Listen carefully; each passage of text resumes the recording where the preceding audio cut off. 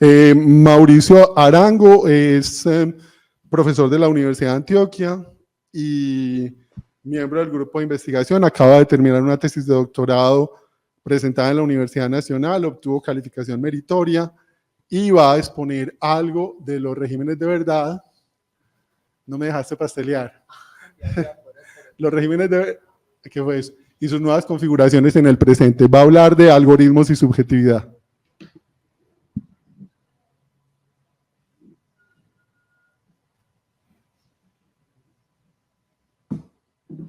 Bueno, muy buenos días a todos, todos los asistentes, muchas gracias y por supuesto a otra parte, como siempre, por acoger estas invitaciones propuestas inicialmente por Alberto y secundadas pues por el grupo. Yo les voy a hablar de un término que es como tiene como una genealogía muy interesante y que Foucault explotó mucho y que yo, digamos, partí de eso, como señaló Alberto, también para adelantar mi trabajo doctoral que explora como las lógicas tecnodigitales del mundo contemporáneo. Voy a hacer un par de alusiones, digamos, como a ese trabajo, pues para que ustedes vean un poco como los enganches y los anclajes de cómo yo hice eso, pero digamos que me interesa también un poco como rescatar la reflexión sobre la verdad que había en Foucault, porque este fue como uno de sus ejes analíticos. Como bien dijo Alberto, Foucault, digamos que tiene como un conjunto de temáticas muy amplias sobre las que habló en distintos momentos de su obra, los que tuvo muchas transformaciones: el poder, la subjetividad, la verdad, el cuidado de sí, la sexualidad, bueno, como toda una serie de temáticas que reconocemos, digamos, hoy como Foucaultianas o como típicas de Foucault.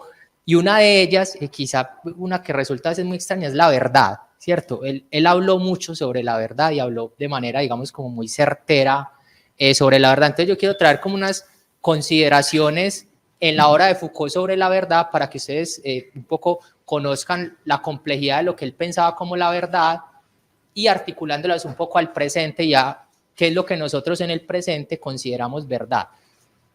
La pregunta por la verdad es una pregunta, digamos, con una larga historia, ¿cierto? Digamos que uno podría situarla como muy básicamente como en el mundo griego, cuando se hace como una diferenciación entre episteme y doxa, es decir, cuando aparece el saber, digamos que en relación al saber reconocemos que claramente hay una pregunta sobre la verdad, incluso diríamos que toda la ciencia es una pregunta por la verdad.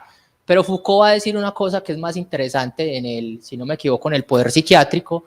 Él dice, la ciencia no es sino una región de la verdad, es decir, hay muchos otros ámbitos donde se juega la verdad, ¿cierto? Digamos que la ciencia probablemente es una de las tradiciones hegemónicas que nos habla de la verdad, pero hay otros discursos donde también se pone en juego la verdad, la religión, la política, ¿cierto? Digamos que nosotros inevitablemente e ineludiblemente siempre estamos forcejeando con la idea de la verdad, ¿cierto? Y eso ha sido, digamos, como parte de nuestra historia. Entonces, un poco lo que Foucault va a mostrar son un poco los dispositivos que hay detrás de lo que nosotros entendemos detrás de la verdad, lo que hay detrás de la verdad. Y en ese sentido hay, digamos, como una cuestión que es fundamental, y es que lo que él denomina en su trabajo, digamos, los regímenes de verdad, son los horizontes que nos permiten a nosotros hacer inteligible el mundo. Es decir, nosotros entendemos el mundo a partir de una serie de discursos que nos permiten identificar qué es lo verdadero y qué no, qué es lo factible y qué no. Digamos que siempre anida allí un discurso de la verdad. ¿Qué es lo interesante de eso? Lo interesante de eso, y aquí está, es que las verdades nunca son naturales. Es decir, detrás de la verdad siempre hay unos dispositivos de constitución histórica en relación a cualquier ámbito, la sexualidad, la moral, la política, siempre hay, digamos, dispositivos artificiales, digamos, si se quiere, para construir la verdad, pero no existe la verdad natural, ¿cierto? Eso es como una idea un poco como preparadigmática de un mundo en el que todo se enuncia como completamente veraz, y Foucault, digamos, denosta de esa idea, porque lo que él asume es que lo que nosotros entendemos como verdad no es sino una producción discursiva histórica que podemos ubicar como en un momento determinado. Eso era un poco lo que él intentaba mostrar como con sus iniciativas arqueológicas y genealógicas, cuando aparecían ciertos discursos. Por ejemplo, quizás el caso más explícito de eso es cuando él dice, en la época de la locura clásica, dice en el siglo XVI-XVII, aparece la locura. Y uno dice, pero ¿cómo así? La locura no existía siempre, no ha existido siempre los locos. Dice, probablemente los locos sí, pero la locura no, como enfermedad psiquiátrica, ¿cierto? Como una condición médica no ha existido siempre. Existe un discurso que enuncia eso y que lo dota de una serie de características determinadas, y aparece entonces la locura como un diagnóstico médico, como algo que se trata, ¿cierto? Como algo que se caracteriza sintomáticamente, es decir, los discursos no soportan o soportan lo que nosotros entendemos sobre la verdad. Entonces, digamos que no hay verdades naturales, eso era un poco lo que les quería decir, no es que la verdad esté ahí siempre, sino que detrás de la verdad siempre hay, digamos, como una suerte de engranaje, como de mecanismo que la sostiene. Después vamos a ver que eso se puede hacer esa lectura de muchas otras maneras, pero digamos, en principio eso es lo que él postula. Y allí emerge entonces una cuestión que es central en la obra de Foucault, y que es la relación de la verdad con otros dos ejes analíticos centrales en la obra de Foucault, que son la idea de saber y poder. Efectivamente, lo que nosotros podemos ver a partir de muchos de los ejemplos que Foucault estudió, la sexualidad, la historia de las prisiones, la historia de la locura, que ya se las mencioné, es que existen una serie de dispositivos que son del orden del saber, es decir, epistemológicos, digámoslo, y el orden del saber y el orden del poder, perdón, es decir, del orden del gobierno, como señalaba Foucault ahorita Alberto ahora con la idea de gubernamentalidad, que son un poco los que nos permiten sostener lo que es una verdad. Entonces, digamos, detrás de lo que es una verdad, siempre existe como un engranaje histórico que es posible identificar y caracterizar. Entonces, un poco la idea de la verdad un poco como una sustancia, como una esencia, como algo que es fijo, como algo que no se modifica. Digamos que la obra de Foucault, y Foucault en sus distintos abordajes, intenta cuestionar e interpelar un poco esa idea que es un poco inocente de la verdad, como que la verdad existe porque sí. Y lo que él intenta hacer es mostrar esos dispositivos a partir de los cuales, o mediante los cuales, se constituye lo que nosotros denominamos verdad. Entonces, digamos que en esa relación paradigmática y problemática, va a aparecer algo que es muy interesante, y por eso anudaba esto con lo que estaba señalando Alberto en la introducción, y es la idea de verdad y gobierno, ¿cierto? ¿Por qué? Porque digamos que Foucault se da cuenta en Seguridad, Territorio y Población, después en El gobierno de los vivos, que el ordenamiento de los discursos de gobierno, es decir, para conducir la conducta de los otros, tiene que ver con la materialización de ciertos discursos sobre la verdad, ¿cierto? Incluso en un momento, yo se lo señalo más adelante, pero en un momento lo dice explícitamente, dice, para gobernar hay que hacer operaciones sobre la verdad, es decir, hay que disponer un conjunto de relaciones que hagan inteligible el mundo, y a partir del cual las personas, los individuos, los sujetos, las poblaciones puedan entender lo que es verdad y lo que no. Y eso, digamos, es lo que va a movilizar las formas de gobierno.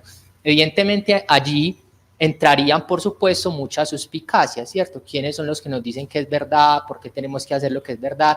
Recuerden, por ejemplo, ese texto tan interesante que también es muy influyente para Foucault, que es la genealogía de la moral de Nietzsche, cuando Nietzsche un poco señala como todos esos valores a partir de los cuales los individuos han sido conducidos, aunque ser conducido pues no es un término nietzscheano, pero es un poco esa vindicta, esa crítica, ¿cierto? Estos valores que nos dicen que son los valores que sostienen la moral. ¿Por qué son estos valores y no otros? ¿Por qué tienen que ser esos? Es decir, siempre existe, digamos, una suspicacia sobre quiénes ponen en juego esas verdades. Entonces, digamos que la relación entre verdad y gobierno es una relación extensa, porque no está exenta de esa serie de tensiones y desconfianzas, que recuerden que eso, digamos, incluso tiene como el epítome de esa desconfianza sería el marxismo, ¿cierto? Cuando ellos hablan de ideología, ¿qué es la ideología? ¿Cierto? La verdad de los que dominan, ¿cierto? Por eso existe una desconfianza hacia los discursos hegemónicos, ¿cierto? Porque hay una suspicacia, estos que nos dominan, ¿qué es lo que nos dicen que es la verdad? Digamos que Foucault no asume como esas perspectivas un poco sospechosas, un poco paranoicas, marxistas, sino que Foucault intenta más entender los dispositivos, los mecanismos que permiten que algo se constituya y se entienda en un momento histórico como la verdad. Entonces lo que él se da cuenta es que los dispositivos de gobierno, ¿cierto?, a partir de las formas de gubernamentalidad moderna, pero después él incluso reconoce esos dispositivos de construcción de la verdad, por ejemplo, en el cristianismo. Lo que él va a señalar es que para gobernar a los individuos es necesario realizar operaciones sobre la verdad que permitan hacer el mundo inteligible, ¿cierto?, que permitan que el mundo se pueda operar a partir de una serie de principios, pautas, ordenamientos. También va a aparecer allí, y en relación a la cuestión, por ejemplo, que también Foucault abordó mucho, que es la cuestión de la medicalización, la verdad también va a aparecer allí como un elemento decisivo, ¿cierto? ¿Quién es, por ejemplo, el loco y el normal, ¿cierto? ¿Cuál es la verdad allí, ¿cierto? Es decir, que esas modalidades de lo que Foucault llama esas particiones normativas esconden siempre la lógica de la verdad. Entonces, esta idea es una idea que es muy interesante porque nos va a permitir a nosotros entender de qué manera los discursos de gobierno deben realizar esas operaciones sobre la verdad como la llamaba Foucault, es decir, construir esos discursos que sean matrices de gobierno y que sean elementos centrales de las formas como se orienta la conducta de los individuos, ¿cierto? De allí un poco la pregunta que hacía ahora Catalina, pues de la relación entre biopolítica y cuidado de sí, ¿cierto? Un poco como nos dicen que cuidemos la salud y nosotros asumimos que cuidar la salud es lo que debemos hacer, es decir, nos parece que eso está bien, ¿cierto? Lo que hay allí es un régimen de verdad que nos está hablando de que nuestra higiene, nuestra salud, nuestro cuerpo debe ser cuidado de unas ciertas maneras, ¿cierto? Entonces, digamos que lo que es interesante de eso es que los regímenes de verdad no son realmente como formas de alienación, sino que son formas de subjetivación, es decir, nosotros nos constituimos a partir de una interacción permanente con esos regímenes de verdad con los que nos enfrentamos. Entonces, la relación entre regímenes de verdad y gobierno es una idea que es muy interesante para nosotros poder entender cómo se manifiestan y se expresan y se sostienen algunos de esos regímenes. En este sentido, Foucault vuelve una y otra vez, digamos, como sobre esa idea de que el ejercicio del poder siempre tiene que ver también con juegos de verdad, ¿cierto? Recuerden que haciendo pues como estas aclaraciones conceptuales, el poder en Foucault nunca está leído tampoco como de manera negativa, sino que una relación de poder es una relación de fuerzas, ¿cierto? Donde hay fuerzas de lado y lado. Eventualmente puede haber un desequilibrio en esas fuerzas, por supuesto que sí, pero digamos que a Foucault le gusta pensar que eso es como una relación activa de parte y parte, porque él dice que si la fuerza solamente estuviera, digamos, como en uno de los polos de ese enfrentamiento, lo que habría sería dominación y no relaciones de poder, ¿cierto? Entonces, digamos que Foucault intenta ser como muy constructivo cuando señala las relaciones de poder, intentando decir que eso se juega en un territorio donde hay fuerzas de parte y parte, más allá de que eventualmente puedan haber, por supuesto, desequilibrios en esa relación de fuerzas. Y un ejemplo interesante de eso, ¿cuál podría ser? Por ejemplo, las relaciones de fuerza que tienen los individuos con las instituciones. Evidentemente, ahí hay una asimetría de poderes, ¿cierto? ¿Por qué? Porque las instituciones movilizan discursivamente formas, pautas, ordenamientos, principios a los que los individuos debemos enfrentarnos. Entonces, evidentemente, en las relaciones de poder es muy posible que aparezcan, digamos, como ciertas asimetrías, ciertos desequilibrios, pero es importante para Foucault reconocer, y eso es una digamos, corrección que él hace como a las teorías del poder, que no hay que olvidar siempre como la posición activa de los individuos y cómo los individuos pueden de alguna forma erosionar, cuestionar o interpelar como esos regímenes de poder. Entonces, la lógica del poder es muy interesante porque también nos empieza a hablar de una cosa, y es cuál es, digamos, la fuerza con la que ciertos regímenes de verdad o ciertas verdades se imponen. Es decir, ¿quién nos dice que hagamos qué y por qué? ¿Cierto? Es decir, cuáles las lógicas a través de las cuales existen como toda una serie de dispositivos históricos, sociales, políticos que nos permiten reconocer algo como lo verdadero. Eso es un poco lo que Foucault estaba intentando mostrar, y cómo eso que es lo verdadero es producto de principios de una configuración particular que es posible reconocer históricamente siempre. Es decir, no hay nada aquí nuevamente como de natural, de ahistórico, de transhistórico, sino que siempre es posible reconocer esos dispositivos. Entonces, en esa vinculación que hace Foucault entre gobierno, poder y verdad, lo que nosotros vamos, digamos que podemos colegir un poco de eso como de manera, como a modo de deducción, es que para gobernar es necesario tener discursos de verdad. ¿Por qué? Porque los discursos de verdad orientan la existencia, no solamente individual, sino también colectiva. ¿Cierto? Piensen, por ejemplo, no sé, un régimen de verdad muy particular, además muy robusto históricamente, el cristianismo. ¿Cierto? El cristianismo nos dice qué es lo que está bien y nos dice qué es lo que está mal. Y quienes son individuos creyentes asumen y viven el mundo en una relación de inteligibilidad con ese régimen moral de lo bueno y lo malo. Es decir, orientan su existencia en relación a eso. ¿Cierto? Entonces pensemos, digamos, como cada uno de nosotros, cuáles son los regímenes de verdad que orientan nuestra existencia, políticos, estéticos, culturales, éticos, porque siempre hay regímenes que van un poco en este direccionamiento de intentar ser matrices y formas constitutivas de nuestros procesos de subjetivación.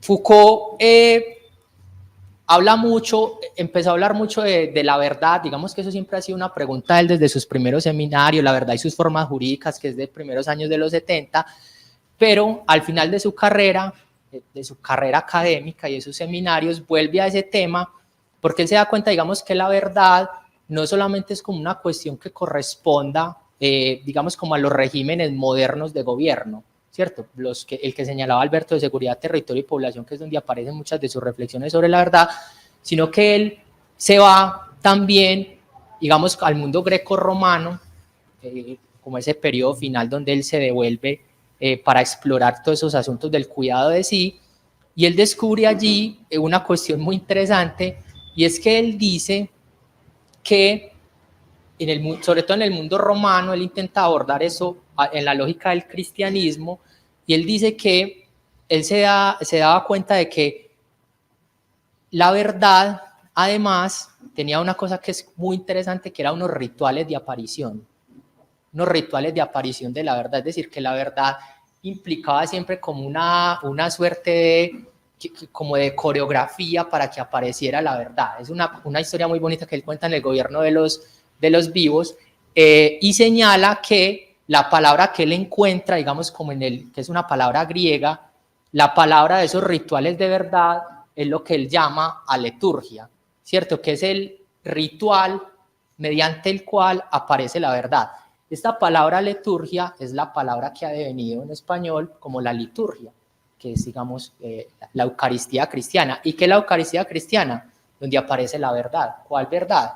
La palabra de Dios, ¿cierto? Es decir, había, digamos, como todo un ejercicio ritualizado donde aparecía la verdad. Es muy bonito porque, es decir, la verdad tiene tanto peso que tiene un ritual que le es propio, ¿cierto? Por ejemplo, pensar otro gran ritual, digamos, de la verdad, los juicios, ¿cierto? Donde aparece la solemnidad, pues, de toda la jurisprudencia y donde aparece un veredicto que es la verdad, es culpable o no, ¿cierto? Todo un ejercicio ritualizado, un ejercicio solemne, teatral, performativo, en el que aparece la verdad, en el que la verdad despliega su fuerza. También podemos pensar, por ejemplo, en la ciencia, no sé, los descubrimientos que se hacen en el laboratorio, como son también un ejercicio ritualizado. ¿Cuál sería la cuestión? Es que nosotros, en el mundo contemporáneo, con todas estas crisis de la verdad, parece que ha desaparecido un poco el ritual de la verdad, pues porque ya no existen como grandes rituales de la verdad. Por supuesto, siguen existiendo ciertas instancias, como esas instancias muy clásicas de manifestación de la verdad, pero digamos que la verdad ha ido perdiendo como relevancia en su enunciación, fuerza ritualística y también fuerza como para hacer inteligible un mundo compartido, como que cada vez cuestionamos más la idea de verdad. Entonces es muy interesante como pensar la idea de verdad a la luz de este señalamiento de la liturgia, de la ritualización de la verdad. Entonces, estos elementos que aparecen en Foucault en relación a la verdad van a tener como finalidad un poco mostrar cómo las formas de subjetivación, que es decir, las formas de constitución individual, pero también colectiva, porque también hay subjetivaciones que son colectivas, por supuesto, siempre están orientadas por unos tipos y unas formas de relación con la verdad que son variables, que son históricas y que sobre todo cuando ciertas formas de verdad entran en crisis, que quizás lo que nosotros estamos viviendo en el presente, cuando ciertas formas de verdad entran en crisis, hay como un momento catastrófico en las sociedades, porque lo que era la verdad ya parece que no es la verdad. ¿Cierto? Pensémonos en el siglo XVII, XVIII, desde el siglo XVI con la revolución científica, cuando empezaron a aparecer todas estas cuestionamientos a Dios como principio explicativo del mundo, que la ciencia decía, no, no es así, no funciona así. Es un régimen de verdad que entra en completa crisis, ¿cierto? E intenta ser a su vez, digamos, reemplazado o sustituido explicativamente por otro. Entonces, digamos que las transiciones entre regímenes de verdad siempre se expresan sintomáticamente como crisis. ¿Por qué? Porque lo que creíamos que era verdad deja de ser verdad. Entonces tenemos que construir, digamos, como nuevas formas de orientar. Entonces, ese elemento es el que me interesaría ya pues como en esta parte final, como señalarles un poco a la luz ya del presente. Básicamente quisiera hacer esta pregunta, que es una pregunta Foucaultiana que está en el gobierno de los vivos. Dice, ¿puede haber un ejercicio del poder sin un anillo de verdad, sin un círculo aletúrgico que gira en su entorno y lo acompañe? Es decir, ¿puede haber un ejercicio de poder sin que haya verdad? Es una pregunta muy interesante, es decir, ¿cómo se materializa hoy la verdad y cómo esa verdad que antes era como un principio orientativo y de gobierno ha empezado como a languidecer de alguna forma en el mundo presente? Entonces, quisiera señalar como esos elementos finales, como en términos de intentar traer como estas reflexiones muy conceptuales de Foucault a lógicas contemporáneas. Primero, digamos que nosotros podríamos constatar como con una cierta facilidad que hay una serie de discursos sobre la verdad o regímenes de verdad que están en crisis, políticos, culturales, éticos, ¿cierto? Digamos que una forma muy genérica y quizás imprecisa de nombrar eso sería lo que conocemos como posverdad. ¿Qué es la verdad? No sabemos. Entonces Trump dice que el calentamiento global no existe. O sea, lo dice el presidente de la nación, el expresidente ya de la nación más poderosa del mundo. Y uno dice, pero ¿cómo así que no existe el calentamiento global? ¿De dónde sacó esto? Es decir, existe como una relativización de la verdad. Entonces, ¿qué es un poco lo que señalan los autores que hablan de crisis de la verdad? Roy, Stigler también habla de eso, Byung-Chul Han a su manera, ¿cierto? También habla de eso. Lo que ellos están diciendo básicamente es que en el mundo contemporáneo vivimos una crisis en relación a lo que es la verdad y que esa crisis lo que expresa o puede expresar a veces es una cierta desorientación ética, por ejemplo, política, por ejemplo, porque lo que creíamos que era verdad ya parece que no es verdad, ¿cierto? Segundo elemento que es muy importante, hay un descrédito hacia los sistemas normativos y disciplinares que eran históricamente, gracias Alberto, los que sostenían la verdad, las instituciones. Hace 8 días estuvimos muchos aquí compartiendo con el profesor Pablo Rodríguez y contaba como en un momento empezó a hablar de la sociedad disciplinar y decía que a su hija, que era una niña pequeña, le llegaban mensajes de la escuela no sirve para nada. Una niña de 12 años se estaba enfrentando a esos mensajes, la escuela no sirve para nada. Entonces él decía, pues un poco hilarante pues lo decía, pero también con un asunto crítico, es decir, las instituciones que sostenían nuestras relaciones con la verdad se están diluyendo. La escuela, la familia, la política. Entonces, ¿dónde va quedando alojada nuestro tipo de relación con la verdad? Es decir, ¿qué lo está sustituyendo? El problema no es que se estén desapareciendo, probablemente siempre han desaparecido, sino cómo están apareciendo nuevas nuevos regímenes de verdad sustitutivos. ¿Tenemos nosotros en el presente regímenes de verdad o nosotros por primera vez, eso es una hipótesis de Stigler, estaríamos habitando un mundo sin regímenes de verdad? Y eso es completamente, eso sí es distópico en el sentido que lo plantea Alberto, es completamente desorientador, ¿cierto? Porque la verdad siempre ha, digamos, sido un elemento que ha permitido como una cierta comunión, como una cierta relación política, como un cierto consenso en las acciones. Entonces, claro, hay, digamos, como todo un descrédito hacia sistemas normativos y disciplinares. Entonces, la escuela, la formación, empiezan a aparecer como elementos que son cuestionables, ¿cierto? Que ya dice, ¿y por qué hay que hacerle caso a un profesor? ¿Por qué hay que hacerle caso al maestro? ¿Por qué? Ya no, eso no es como una verdad como antes, que a uno le decía, usted le tiene que hacer caso al profesor, y uno decía, como bueno, está bien, ya no, ya uno le dice, pero ¿por qué? ¿Por qué? No puedo yo gestionar esa relación de otra manera. 3. Vías inéditas de enunciación de la verdad. Es decir, los regímenes de verdad tenían unas vías generalmente institucionalizadas a partir de las cuales se manifestaban.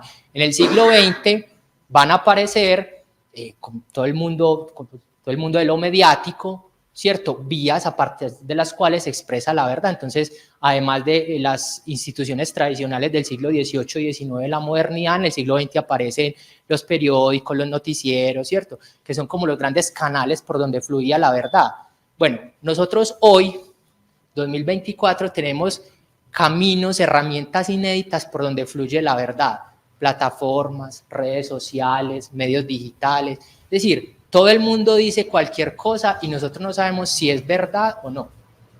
No sabemos, jugamos completamente desorientados, ¿cierto? Esas son, digamos, como las críticas que se le suele hacer como con una cierta, de manera muy habitual a las redes sociales, que movilizan una desinformación generalizada. Cualquiera de ustedes en este momento puede poner algo en una red social y decir que eso es verdad. Antes eso no existía. Porque antes la verdad era una negociación, la verdad era un ejercicio de dirimir, de discernimiento. Ya no. Tenemos unos medios que hacen que la opinión de cada uno aparezca como la verdad. Eso es muy problemático porque eso va erosionando cada vez más esos regímenes de verdad. La cuarta, y es que la verdad aparece sin ningún ritual, sin ninguna liturgia, como les había dicho, ya no existen como esos grandes dispositivos para hacer aparecer la verdad, sino que en cualquier momento, y esto sí es una lógica muy propia de los dispositivos tecnodigitales, podemos decir cualquier cosa cuando queramos, a cualquier hora, cualquier día, no importa. Lo que se les ocurra, ustedes lo pueden decir en cualquier momento. O sea, no hay como una especie de límite, de barrera, ya eso no existe. Ya no existe como una barrera entre lo que se puede decir y lo que no se puede decir. Ya todo se puede decir. Incluso ni siquiera para decirlo puede ser, ustedes pueden crear una cuenta falsa. Bueno, no estoy dando ideas, pues, pero es decir, pueden decir lo que ustedes quieran, no importa, o sea, es irrelevante. Pueden decir lo que ustedes quieran, no se tienen que enfrentar ustedes a pensar, esto que estoy diciendo es realmente verdad, como reflexivamente, no sé, simplemente lo dicen y ya después pueden pensarlo, pero lo pueden decir, ¿cierto? Estos medios digitales son muy propicios para eso, para aligerar el peso de la verdad. Y finalmente, y para terminar, pensar de manera urgente una reflexión que vincule la verdad y la ética. Insisto, porque esto puede parecer como una perspectiva un poco conservadora, como tradicionalista, pero lo cierto es que nuestra relación con la verdad era una relación que nos orientaba éticamente, en términos de lo que hacíamos, que decíamos qué hacer, qué no hacer, nos orientaba. Y no estoy hablando ni siquiera de una verdad cristiana de lo bueno y lo malo, no estoy hablando de esto. Simplemente estoy hablando de cómo yo creo que mi comportamiento debe ser en relación a algo. Entonces, claro, si van desapareciendo como esos marcos inteligibles de la verdad, éticamente, ¿qué es lo que orienta mi conducta, mi comportamiento? ¿Qué es lo que me guía? Es decir, ¿cuál es, a partir de la pregunta de Catalina, cuál es el cuidado de sí que debemos implementar o inventar en un mundo en el que están desapareciendo los regímenes de verdad? Esa sería un poco la pregunta, pues, que quedaría. Muchas gracias por su escucha. Bueno, quedo abierto a preguntas si lo necesitan. Yo no sé si sabes, pero Alan Damasio se fue a vivir un año al Silicon Valley. ¿Sabías? Sí, se fue a vivir un año a la Silicon Valley y acaba de sacar un libro el sábado. Le publicaron un libro en París, este sábado último. Y es un libro sobre la Silicon Valley, ¿cierto? Fundamentalmente. Le hicieron una entrevista el mismo sábado del día que salió el libro y él decía algo que es muy importante en relación con lo que nosotros escuchamos de Pablo Manolo el lunes pasado, y él decía que, perdón, que creer que los sistemas algorítmicos son neutrales es un error político, y es el error político que más grave que podemos pensar en el momento. Porque realmente todos los sistemas de dominación, bajo cualquier, perdón, bajo cualquier significante que funcione, están pasando por los sistemas digitales. Todo, lo político y la política pasa por Twitter, por TikTok, por lo que sea. Todos están pasando. Entonces, como que el gran sistema de gobierno se genera en la Silicon Valley y por eso se fue a vivir a la Silicon Valley. ¿Tú qué piensas? Porque hay otra postura donde no se trata de estigmatizar, sino de hacer una analítica comprensiva y crítica. No es una estigmatización de Google, de Amazon, de las gafas, sino es una analítica crítica. Pero hay otra postura que es la postura del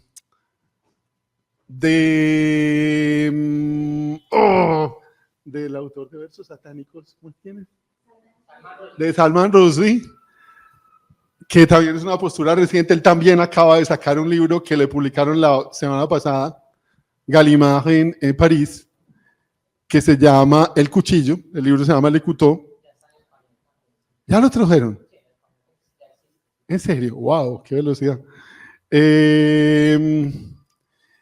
¿Y qué es en relación a su atentado? Al atentado, él creo que fueron 16 puñaladas las que recibió, entre otras cosas, una con la que perdió un ojo, ¿cierto? Y él decía que la postura crítica con respecto a cualquier instrumento de poder es una postura de encuentro con ese instrumento de poder que puede no solamente producir distancia, sino reconciliación. Entonces, que la postura crítica no necesariamente no induce una distancia per se o una descalificación, sino la posibilidad de encuentro con ese sistema de poder para poder inclusive, entendiéndolo, trabajar mejor con él. ¿Tú qué piensas de esas dos posturas, la de Salman Rushdie y la de Alain Damasio?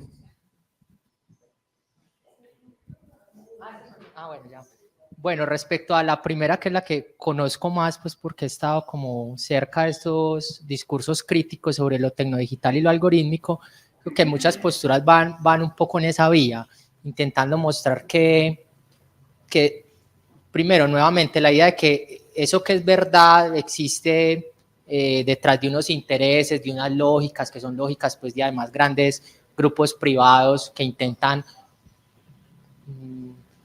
condicionar nuestro tipo de relación con la información. Entonces digamos que hay como un tipo de crítica que ha ido creciendo y que por eso se lee de manera a veces tan sospechosa como esa ubicuidad y esa potencia de lo algorítmico, ¿cierto? Que uno entiende, digamos eso, insisto, porque nuevamente es como muy fácil constatar como el efecto de las redes sociales en términos a muchos discursos que lo que producen más es una desinformación. Entonces creo que esa perspectiva es, digamos que es muy estudiada y es abordada y es clara, digamos que existe, y creo que puede ser como un medio interesante intentar cuestionar como esa aparente o esa señalada neutralidad de lo tecnodigital y lo algorítmico como medio de enunciación de la verdad.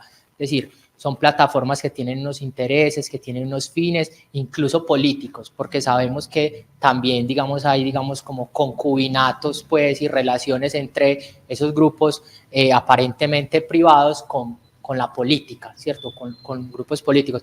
Y la postura de Salman Rushdie, que no la he leído, me parece interesante, pero yo creo que ahí hay como un problema o una problematización, digamos, en ciernes, y es un poco la que estamos señalando aquí, o la que yo les había dicho, es que es cierto también que hay una desconfianza de la gente como hacia las instituciones, es decir, eso es como palpable, como una cierta crisis de la institucionalidad. Nosotros en otros contextos lo hemos discutido, un poco como todas estas instituciones modernas parecen como sufrir como un resquebrajamiento. Entonces, yo no sé, un poco como el ejercicio de que los individuos sean partícipes de otra forma de esos principios, digamos, como que instituyen ciertas formas de interacción con el mundo, como de alguna forma de construirlo, porque a mí me da la impresión de que hay como un momento como muy crítico, como en el presente, de nuestra relación con las instituciones, como un momento como muy frágil, como un descrédito, una desconfianza, como una suspicacia, ¿cierto? Y digamos que donde más claramente lo vemos es en la política, y miren un poco el efecto que eso está produciendo, la manera como esa política tradicional está desapareciendo y aparecen otras nuevas formas de política que en muchos lugares además están virando peligrosamente como hacia la derecha, como por un descrédito generalizado. Entonces me parece que la opción que postula Salman Rushdie es interesante, pero creo que hay que tener en cuenta también como que hay un momento como muy crítico de la institucionalidad, y eso habría, digamos, como que pensarlo en términos de cómo los individuos son capaces de pensar la sociedad en el marco de instituciones que a veces no han sido como precisamente, digamos, como muy eficientes para resolver como ciertas cuestiones sociales, un poco como lo que planteaba Lainturay en un texto sobre la modernidad, que él dice, probablemente la modernidad esté llegando al final, pero no es por una mala intención de los críticos de terminar con la modernidad, sino porque la misma modernidad se ha mostrado incapaz de solucionar ciertos problemas que son eminentemente sociales, ¿cierto? Entonces, digamos que es un desgaste lógico. Entonces, me parece que habría como que repensar o pensar, problematizar la forma como en el mundo contemporáneo los individuos nos relacionamos con las ideas de norma, de institución, es decir, como con toda la tradición disciplinar, porque a mí me da la impresión que por ahí se ha ido introduciendo como un deterioro y un descrédito de los regímenes de verdad como más tradicionales.